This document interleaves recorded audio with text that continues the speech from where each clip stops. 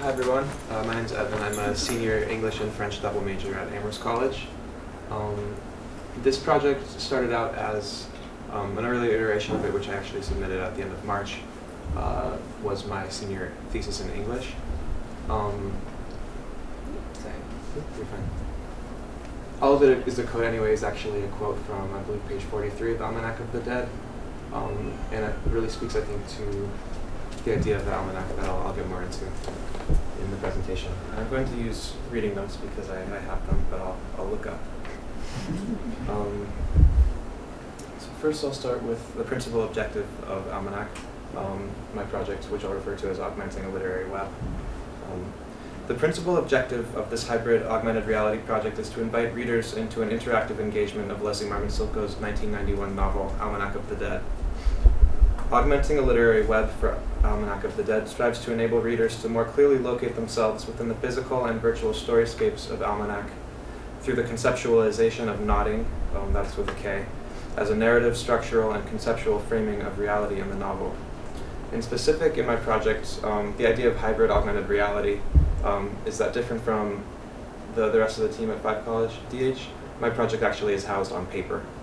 So AR technology, augmented reality, is kind of overlays. You have digital virtual technology that's overlaid on a print technology. So the equivalent of like a QR code, that's augmented reality technology. In my case, I do it more with videos embedded and kind of cached in images on the page for the sake of including interviews and voices, stuff like that. I also include color bars on the side of the page. So I have 5 main thematic threads that I follow throughout my project, and each color represents a different thing, being whether it's quantum nodding or entanglement, hyperlinking and space-time compression. These all have to do with the kind of themes in Almanac of the Dead. Navigational literacy and kind of this like text as a space, ideas of the multiverse and multiversality, and encoding information and embedded knowledge. A bit of a background on Almanac of the Dead. This is, when you open the book, before you read any of the chapters, Leslie Marmon Silko includes what she refers to as a 500-year map of the Americas that I think is really cool for the way that it has both space and time kind of in one section. And by coincidence, Silko's novel, Almanac of the Dead, was first published on Day of the Dead in November 2nd, 1991. At 763 pages in length, the thematic scope of Almanac is extensive. All the stories it contains connect in one way or another to the spatio-temporal 500-year map at the front of the book. The map references here's this, by the way, that's the cover. The map references the 500 years that had elapsed in the Americas since the arrival of the Europeans in 1492. The significance of Almanac of the Dead is qualified through a passage of text on the top left of the map. Through the decipherment of ancient tribal texts of the Americas, the Almanac of the Dead foretells the future of all the Americas. The future is encoded in arcane symbols and old narratives. So a common theme in all of Silko's books is the idea of time as spiraling rather than being linear. And in fact, when I was beginning this project, I actually had the idea originally to house it in a nonlinear storytelling format online, such as Twine. But over time, I realized that it felt really important to kind of respect and honor the stories in Almanac of the Dead, to have something that was more tactile that I would have to carry with me, and that readers would have to carry with them, but that still had that continuum technology in it. Almanac of the Dead describes itself as an almanac, that is, an instructive guidebook. In order to engage Silko's novel further, I felt it would benefit me and others to have access to a project that could aid in the reading of Almanac. So this project is more of a method to read rather than a close reading, although it contains some close reading as well. It's a hybrid form project. The process of creating Augmenting a Literary Web made clear how augmented reality technology, as I said, AR, can be used as a tool for reading Almanac of the Dead. A lot of this project is therefore a consideration of how an interpretive tool can be constructed by a primary text.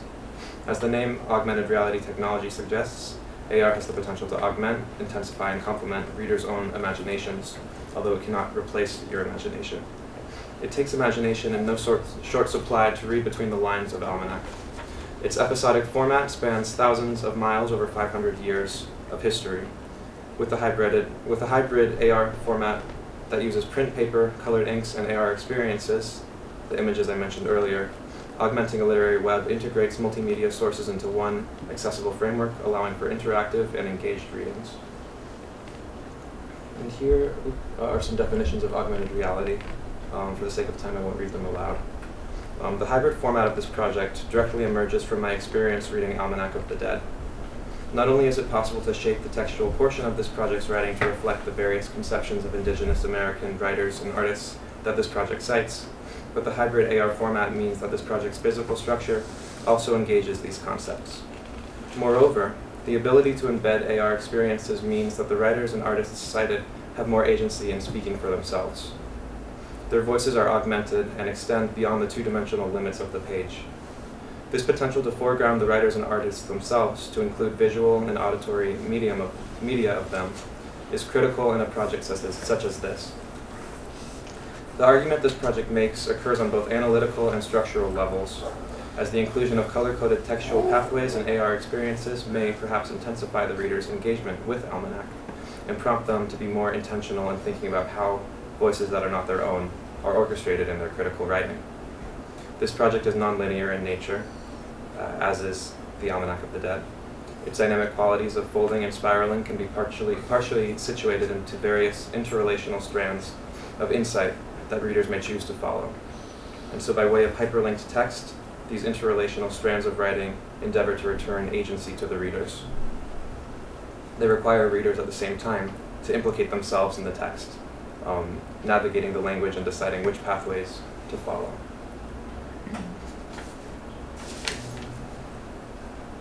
So this is kind of discussing, so as I mentioned, rhizomatic reading is kind of the idea of the rhizome refers to a network of roots that instead of having kind of a vertical component to it, branches out laterally. And so in a way of thinking of kind of a decentralized method of study, it's also really important because it's nonlinear. There's no central focus, and especially in Indigenous studies. It's in decolonial studies, it's an idea that is pretty powerful. And I'll explain more on that later.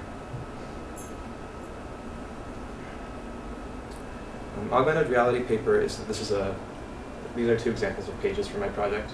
So I actually printed the project on one page of cardstock and actually used a paper cutter to cut down the middle, which is what that dashed line represents.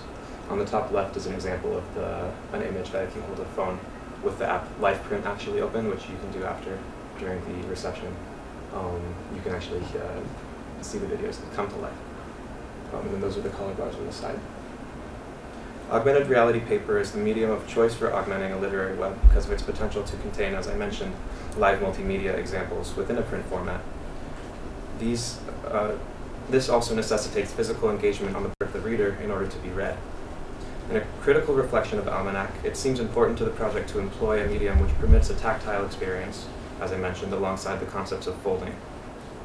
For example, the folding of space-time in nonlinear readings. In a print medium that is augmented, readers hold a device's camera through Live Print over dormant media examples, as if peering through a reading lens or seeing instrument, and watch as these dormant images on the physical page become animated by the augmented reality application on the device. The print format is augmented by the digital output of images and sound, and in blurring the edges of medium distinction between print and digital, augmented reality paper exists along a continuum of adaptive translation, much like the regeneration and readaptation of the ancient Yaqui Almanac that features centrally in Almanac of the Dead, the novel. Back to branching pathways. So on branching pathways some more, augmenting a literary web incorporates the analog concept of rhizomatic reading into its hybrid augmented reality form, using the rhizome to conceptualize branching pathways of color bars into the written analysis. When I discuss the rhizome, some ideas of critical theory might come up, including the work of Deleuze and Guattari as well as Edouard Glissant. And while referencing them, I choose to focus more on indigenous channels of knowing that also use natural imagery. In both cases, though, I think it's important to recall the Oxford English Dictionary definition of the term rhizomatic, both adjective and noun. The OED refers to rhizomatic as, quote, an interconnected subterranean network of roots, hence non-hierarchical, interconnected. So Joanna here is a digital scholar, and in her article, Native to the Device, Thoughts on Digital Indigenous Studies, she considers the specificity of indigenous digital studies in light of an array of land-based metaphors for digital media, the web, the rhizome, and the river. Leslie Marmon-Silko's manners of storytelling share many similarities with Hearn's description of the rhizome, despite the fact that the majority of her writing is not primarily situated within digital tools, or else is typically read in print formats. This has changed more recently with the example of a short story of hers, a novella, Ocean Story, which she actually published in an ebook with Amazon. But generally, she likes to cut things by hand and actually self-prints. Again, with color-coded text, my project draws the idea of color-coded text from a number of sources, the two predominant ones being first William Faulkner's 1929 novel, The Sound and the Fury. Initially, when Faulkner was envisioning the novel, he wanted to include color-coded text. So the text itself would actually have multiple colors to it that would indicate different temporalities throughout. But due to technical and financial reasons, that idea was scrapped. Again, it was the 1929. It's cheaper now than it was then to print in color, even though it's still not super cheap. The second one was, again, twine. So the idea of color tags actually came from twine. What you can do in an individual box in twine is actually kind of tag them, and that kind of lets them speak to each other. In this project, the human reader is actually the hyperlink, so that takes the place of the linking in a digital project. So next I want to talk about shuffling. As I mentioned earlier, my project is nonlinear, so there will be page numbers on the back of cards, but on the front of cards, there's no indication of a page number. And so the main way in which you can read it is like a linear essay. There's a linear flow to it, but you also have the option, thanks to the color tabs on the side, to jump between cards and move more rhizomatically. In the act of shuffling cards, the agent who is shuffling, in the case of this project, the reader, inputs a randomness factor into future readings. The act of shuffling cards opens up multiple potential futures as to how the project may potentially be read. These multiplicitous readings have the potential to evoke certain connections and insights that might go unseen in a traditionally linear reading. Essentially hyperlinks, these connections are present in a virtual state of potentiality before the possibility of a reader recognizing them or decoding them might even occur. Deciding to structure Augmenting a literary web with a nonlinear shuffling component to it came directly from the narrative of Almanac itself. Not only does Silko's novel exist as what could be considered a quote-unquote shuffled narrative in its episodic and nonlinear narrative form, but key moments in the novel, such as when the character Cease shuffles baby pictures of her lost son Monty in the hopes of kind of bringing back memories, or at least gaining access to them again. Such an action actually evokes concepts of hyperlinking, space-time entanglement, and quantum nodding. And here's a quote from the same passage that the title is from, where Cease is actually trying to shuffle the cards. And as she's shuffling, she does so out of an urgency to be virtually and mentally transported across space-time to a world or a moment where her baby son Monty is by her side, alive and well. Every shuffle of the photographs that Cease makes is a gamble. There's always the chance that a hyperlinked portal between physical presence and the virtual past won't succeed. That a portal between the two, the hyperlink, will be kind of like an error message will be read. So there wouldn't be an actual connection that would be made. Yet there still is the potential for encoded knowledge to be accessed through the nonlinear reading. Next, I want to talk about navigational literacy and kind of the spatial aspect of my project, as well as of how that relates to readings of Almanac of the Dead. This project avoids imposing a linear structure of beginning, middle, and end upon its dialectical engagement of Silko's novel. For this reason, there are multiple ways for the reader to navigate the project. The concept of navigation also furthers the project's spatial function as a textual landscape, harkening back to the Quiche Maya understanding of the Popol Vuh as a place to see. So the Popol Vuh is a emergence or creation story in kind of what's now central, like the Chiapas region of Mexico, and northern Guatemala. I read it with one of my thesis advisors, Lisa Brooks, fall 2017, and I also had the opportunity in January, thanks to Peck College DH, to see some pottery from around 600 AD that had the same text on it. So the text that we read in Professor Brooks' class dated from about 1550.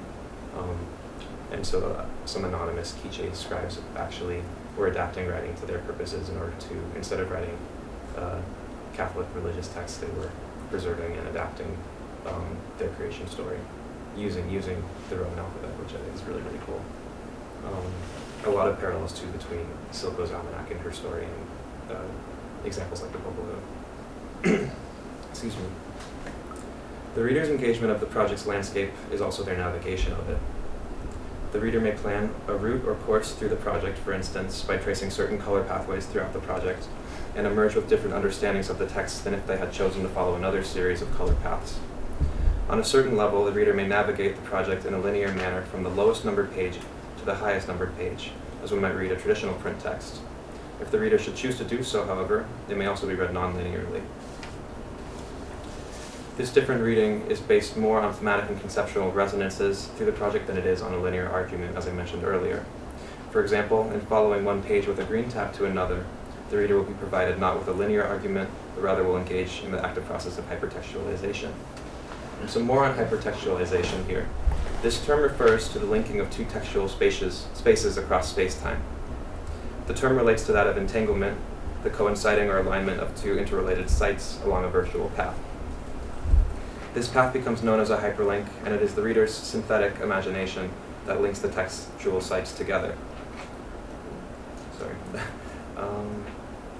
In their existence as hyperlinked sites, these interrelated locales of text exist in virtual space. Thus, a reading of hypertext inherently has a spatiotemporal aspect to it. This, of course, relates... Sorry, I am dyslexic, so it's not but I'll keep reading. This, of course, relates the concept of hypertext with the framing of the virtual, as this project conceptualizes it. Both hypertext and the virtual are spatial, both are temporal. Each is grounded in Silko's writing on interior landscapes, each is grounded in Silko's writing on interior landscapes and in spatial understandings of the human imaginary. To reiterate again, both virtuality and the digital web-based experience name spaces in which space-time and hyperlinks potentially compress two sites across a continuum of space and time. In hyperlinking, the sites become entangled. As Joanna Hearn writes of reimagining the digital as a site of possibility, so the idea of virtual also having similarities with ideas of potentiality. Digital and virtual spaces become potential spaces for decolonization and re-territorialization. So similar to kind of ideas of occupying space in a queer sense. In indigenous studies and decolonial studies, there's the idea of re-territorializing space. And kind of one of the main central things in Almanac of the Dead is the idea of an indigenous reprisal of the Americas in their entirety. Occurrences in the digital and virtual are ongoing adaptations, regenerations, and reflections of other, namely physical spaces. The term simultaneously reflects a prior history of colonization and stolen indigenous lands while envisioning future indigenous reprisals of these lands, as I mentioned. So back to navigation. The structure of Almanac in its nonlinear format requires the reader to actively work to chart dialogues, using Greg Sarris's term, with the intermingling voices of the text. On a narrative level, the novel's narrative shifts between characters across the frequent third-person embedded perspectives that has the repeated effect of requiring an active reader in order to be interpreted. And for the sake of time, I do write about nodding in terms of time, but I've mentioned it prior, and so if you're interested during the reception, please do ask me about it, because I really like talking about it. But I'm going to skip to the conclusion, just for sake of time.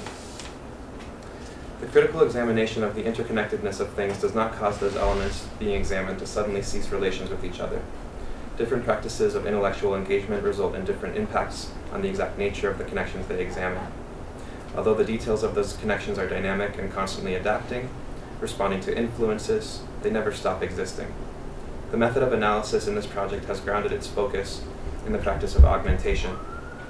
Rather than exerting energy in an attempt to classify and untangle knots of relationality, when doing so would only cause those knots to tighten further.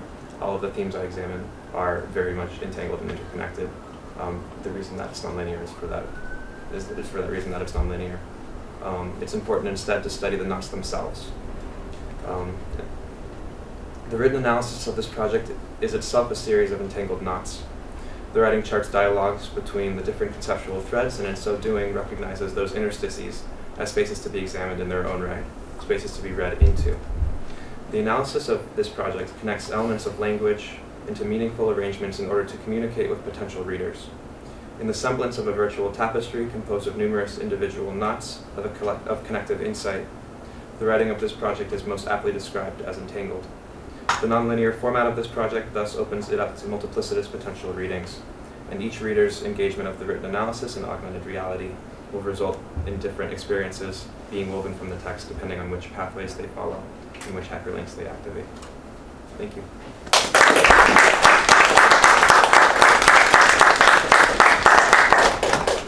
Questions, Evan? Yeah, so there's a lot of, I think, like freedom of interpretation sort of central to the form of this project, really giving the reader a chance to get what they want from this. But one thing that I noticed is really absent from your conceptualization of this project is you as sort of the curator of all of the content that the reader has. Because while the reader does have all of these videos and all of these different threads, you're actually providing those threads. And so, you know, they can tie whatever knot they want, but they're constrained by the materials that you've provided within this context. So I'm curious of how you conceptualize of yourself as the author of this, and whether or not you had some sort of intention in how you would hope people would go about tying those knots. That's a really good question. Thanks, Libby. I think first it's necessary perhaps to say how I got to the project, because when I had originally kind of devised the idea of the project, it was actually just to write a close reading of Almanac. But as I was over the past summer and then in the fall semester doing a close reading, as I mentioned, it's 760 plus pages long. My book is pretty much annotated on every page, just because I kind of got obsessed with it, to the extent that I realized that I needed a way to like engage it that I had kind of constraints on myself too. So I'm also a reader of my own project, so it's a guide for me as well. And I think that partly answers your question. Another way is that I have a section that in the paper where I talk about not having any explicit answers to, you know, if any exist at all, to what Almanac of the Dead means. To the extent that Almanac is a nonlinear text and it's episodic, there isn't just one narrator. In fact, it shifts points of view pretty regularly, in kind of what I would refer to as like a third-person embedded perspective. So it's kind of like third-person limited, but the reader is kind of like adjacent, but also in the thoughts of the person whose perspective is being told by. And so the reader is also kind of brought along in the story, and to some ways almost like a triggering way. A lot of the scenes are pretty graphic, but there's no one way to read Almanac, because you have to read between the fragments. And in a way I want my readers and ask them to read across the pages as well.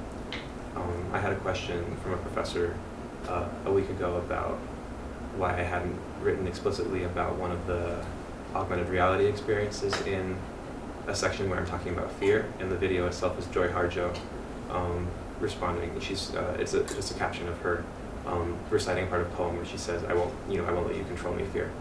And although I don't mention explicitly why I included that, I wanted to give the reader some room to answer that for themselves.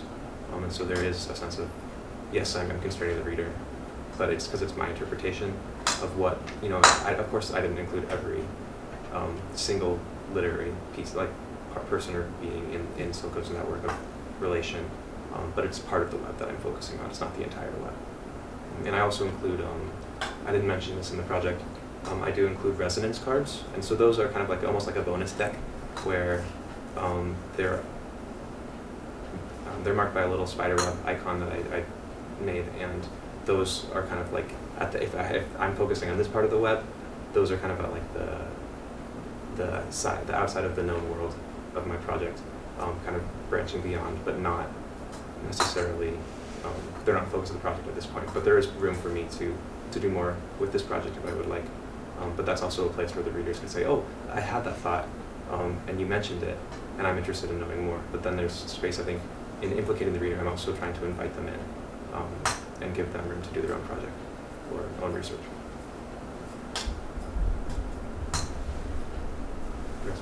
Could you talk about nodding some more? Yes. Because I am also very interested in how, especially the temporality of knots work for you and how you see that. So this, again, very much, I'm a literary studies person, right? So there's a lot of different metaphors that you're deploying here. So knots, webs, trees, rhizomes. So specifically the rhizomes and knots, I guess. Those are the two metaphors I'm most interested in, and how you see those connecting and overlapping. So knotting was one that I was thinking more of entanglement initially. Professor Parham, my other thesis advisor, had mentioned knots and about kind of thinking about the idea of retrofitting technologies, thinking about the Inca quipu, which is, I think I have an image of it, I was in here, that I showed. Yeah, right there on this page. So that's an Inca quipu, that's an example. And what they are is kind of, it's alternative literacy, basically. It's not written word, but these actually kind of function as like a kind of complex form of binary code, but way more complex than simple binary code. Every single knot and the direction of the knots, the colors, all have significances. A lot of them are actually census records and stuff like that from pre-colonial times as well as post-colonial, post-contact times that are really, really cool. The idea of knotting in relation to space-time entanglement really came from the idea of if you have a string like this, any 2 points in those strings may not be touching in a linear sense of time, but if time is knotted and you pull them together,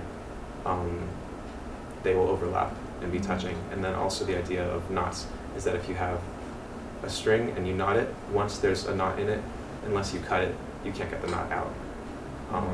And so the idea of once things become entangled, they can't be untangled, in a sense. And so I think it relates to, I'm not sure if I'm answering your question exactly.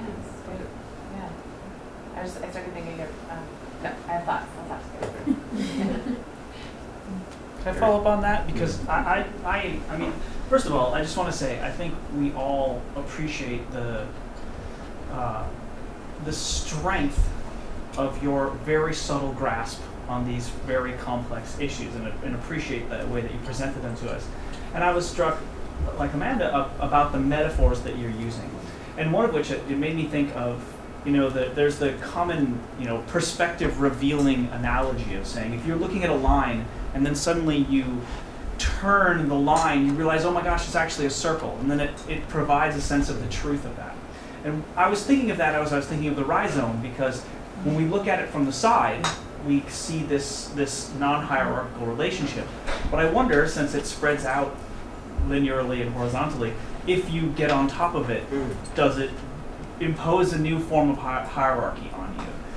And so I wanted to then use that as a springboard to ask you, did the simple act of working within formats reimpose forms of hierarchy, and how did you resist them? It did. I had really wanted my essay, if that's what you would call it, to be nonlinear. And I think based on my constraints simply from having grown up writing predominantly linear stuff, I'm most comfortable writing stuff that has a linear flow to it. And I say flow intentionally because I think that's an important term to consider in relation to Almanac in terms of the adaptations of the Almanac that features in the book, as well as translations across formats. So the Almanac goes, through multiple kind of regenerations, from oral story to being written on horse skin to being adapted into a digital word processor. And that a constraint. I think that was, I myself am a constraint in that I have my own comforts that I bring to the project, and acknowledging those is important. I would also say there are other limits, including LifePrint, the augmented reality app, which is at the current moment, it can only play videos that are 15 seconds or shorter.